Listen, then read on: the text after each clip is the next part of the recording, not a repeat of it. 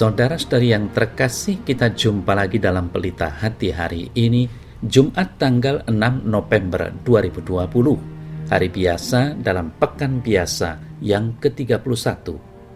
Bersama saya Romo Thomas Suratno SC dari Paroki Cilandak, Jakarta Selatan, mendengar dan merenungkan sabda Tuhan, yakni firman Tuhan yang tersurat di dalam Injil Lukas, bab atau pasal 16 ayat 1 sampai dengan ayat 8. Pada suatu ketika berkatalah Yesus kepada murid-muridnya, ada seorang kaya yang mempunyai seorang bendahara. Kepadanya disampaikan tuduhan bahwa bendahara itu menghamburkan miliknya. Lalu ia memanggil bendahara itu dan berkata kepadanya, "Apakah yang kudengar tentang engkau? Berilah pertanggungan jawab atas urusanmu, sebab engkau tidak boleh lagi bekerja sebagai bendahara." Kata bendahara itu di dalam hatinya, "Apakah yang harus aku perbuat? Tuanku memecat aku dari jabatanku sebagai bendahara. Mencangkul aku tidak dapat, mengemis aku malu. Aku tahu apa yang akan aku perbuat, supaya apabila aku dipecat dari jabatanku sebagai bendahara, ada orang yang akan menampung aku di rumah mereka." Lalu ia memanggil seorang demi seorang yang berhutang kepada tuannya. Katanya kepada yang pertama, "Berapakah hutangmu kepada tuanku?" Jawab orang itu, 100 tempayan minyak. Lalu katanya kepada orang itu, "Inilah surat hutangmu. Duduklah dan buat surat hutang lain sekarang juga, 50 tempayan. Kemudian ia berkata kepada yang kedua, "Dan berapakah hutangmu?" Jawab orang itu, 100 pikul gandum. Katanya kepada orang itu, "Inilah surat hutangmu, buatlah surat hutang lain, 80 pikul." Lalu tuan itu memuji bendahara yang tidak jujur itu, karena ia telah bertindak dengan cerdik. Sebab anak-anak dunia ini lebih cerdik terhadap sesamanya daripada anak-anak terang.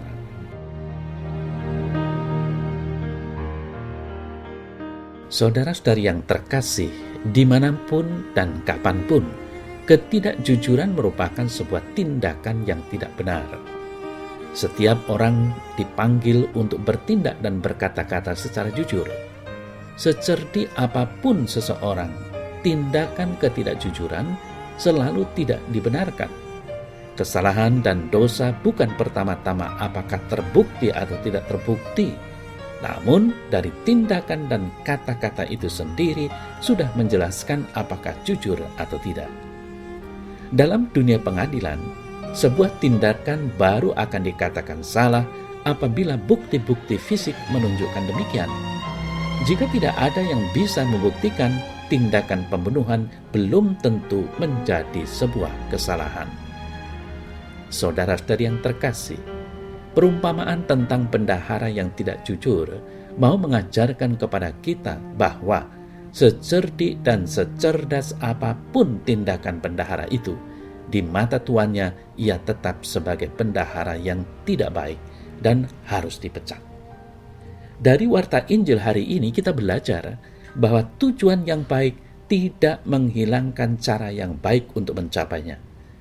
Tujuan yang baik harus ditempuh dengan cara yang baik pula, maka semuanya akan menjadi baik dan benar. Saudara-saudari yang terkasih, perumpamaan tentang bendahara yang tidak jujur ini yang dilanjutkan dengan pengajaran akan tanggung jawab di perikopa selanjutnya. Sekecil apapun tanggung jawab, jika dilakukan dengan baik, akan mendatangkan kepercayaan yang semakin besar. Sebesar apapun tanggung jawab, jika tidak dikerjakan, akan mendatangkan kepercayaan yang semakin kecil, bahkan tidak lagi dipercaya. Demikian juga dalam hal kebenaran. Latihan jujur dan benar dalam hal-hal kecil akan membawa seseorang kepada kejujuran dan kebenaran pada perkara yang lebih besar. Jika sejak kecil sudah tidak jujur, ketika besar pun akan demikian. Mirip-mirip, tidak jauh beda. Maka diperlukan latihan terus-menerus untuk itu.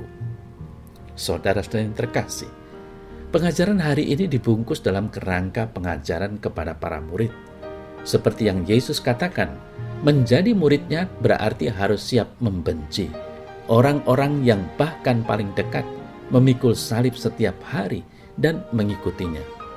Menjadi muridnya berarti mengutamakan Dia di atas segala-galanya. Bahkan harta benda yang adalah berkat darinya juga hanya menjadi sarana supaya orang sampai kepada Ia yang kuasa memberi dan kuasa mengambil. Saudara saya terkasih, kita diingatkan hari ini bahwa harta kekayaan yang kita miliki adalah sarana untuk hidup memuliakan Tuhan. Fokus mengikuti Kristus, jalan Kristus adalah yang utama di atas segalanya.